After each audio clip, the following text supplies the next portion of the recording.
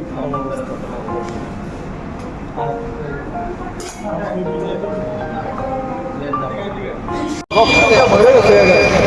আমি তো অবশ্যই আমার গাড়ি টিকিট কম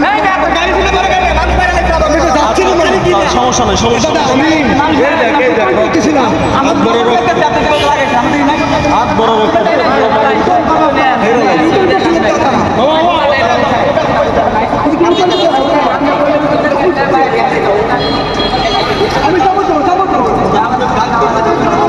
লাইনে ছিল, বাট রিক্সাওয়ালাটা উল্টা পাশে আসছে।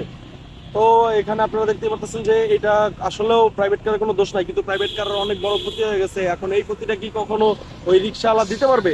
দিতে পারবে না। তারপরে মানবতার খাতিরে প্রাইভেট কার যে চালাইতেছিল সে নিজে যায়া ওনারে ভর্তি করে দিচ্ছে। আমরা সাথে ছিলাম, যেহেতু গরিব মানুষ পারবে না, নিজেরটাও তো নিতে পারবে না ওরকম, তাই আমরা চেষ্টা করছি যে জিনিসটা সলভ করে দেওয়ার।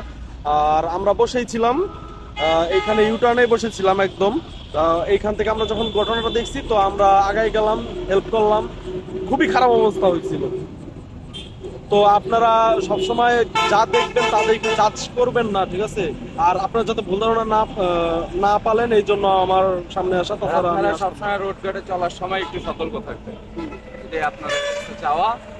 ঠিক আছে, সবাই ভালো থাকবেন, সুস্থ থাকবেন। সুস্থ থাকবেন। আল্লাহ হাফেজ। আল্লাহ আয়ান আউট।